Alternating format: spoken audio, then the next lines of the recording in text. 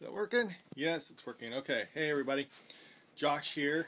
Gonna give you some updates. I haven't done any in a while. Been really slacking lately. So, first off, I want to talk about doing my sprouts, where I began and what I'm doing now. In the beginning, I was using some shoebox containers that you can go buy at any of the big box stores like Walmart.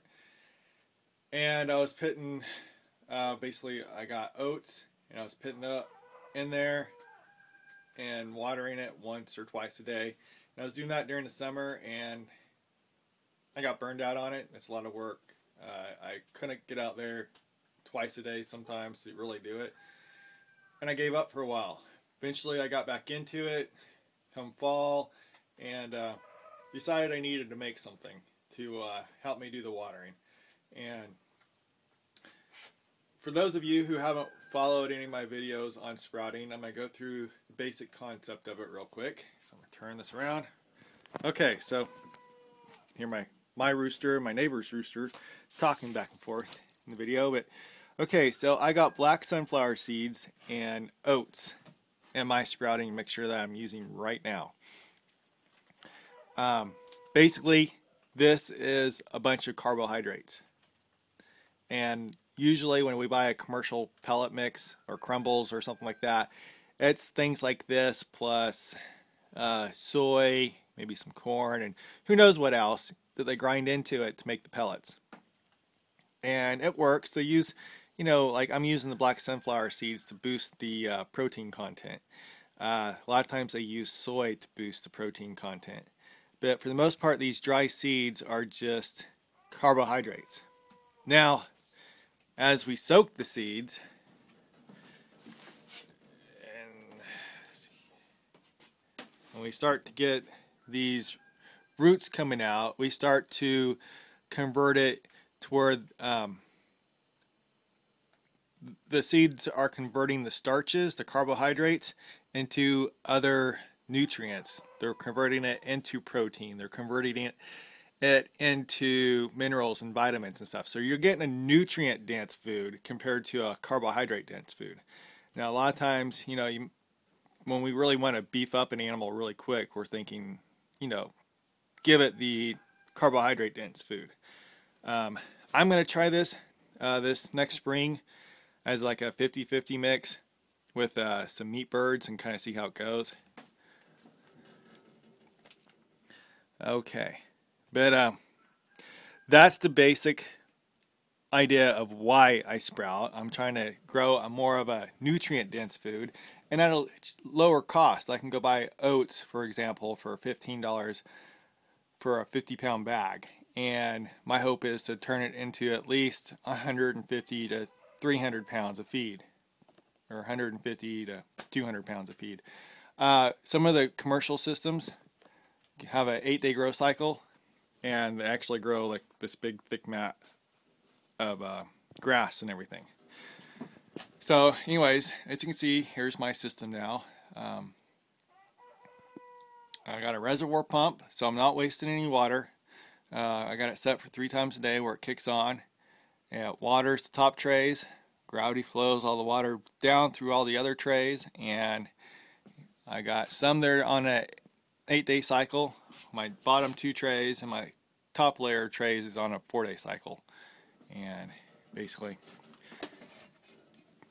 when I was doing this, when it was warmer outside, it grew faster, it was more lush. Now that it's getting like 30s at night, and we're averaging somewhere around 60 degrees during the day, everything's slowed down. I do have a aquarium heater in my water tank, keeps it around 70, and I got the light to try to keep everything warmer, can't talk, during the night, but I don't think it does as well. Oats are probably about getting close to being a year old. So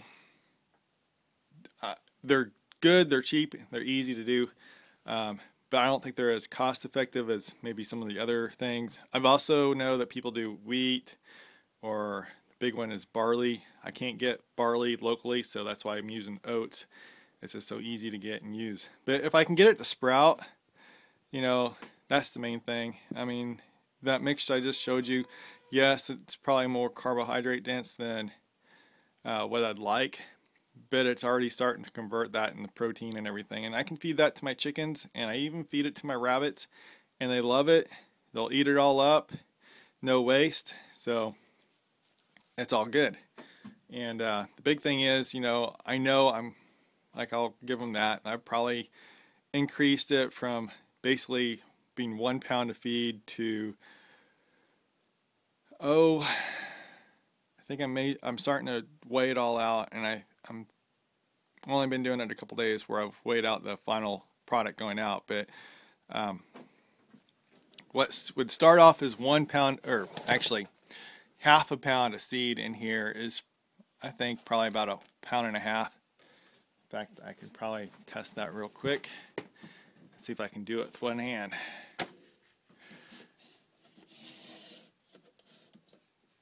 Okay. Let's see. Yeah, just over a pound. 1 pound, 4 ounces. So originally that was half a pound. So I've got some pretty good growth on it, you know, so that's the big reason why I do it. Increase my feed costs, or decrease my feed costs, and boost the nutrition. But this is the system, pretty cool. A lot of these systems you can go buy, even the hobbyist level, they're all climate controlled for max production, and you're looking at, you know, thousands of dollars. My system, you know, I probably have over $100 into it, because I constantly buying different feet, you know, sprinkler systems and this and that in it. But pretty easy, straightforward. Anybody could really do it if they wanted time. You know, if you'd like one, you know, get a hold of me, and I'll start pricing it and see how much it's going to cost me to really make one. You know, basic system is at least 2 trays, or 2 rows of trays. So you got either one 8-day growth cycle, which they say 6 to 7 days is where you get your max benefit and the nutrition. Usually they grow it 8 days just to get a little bit more mass in it.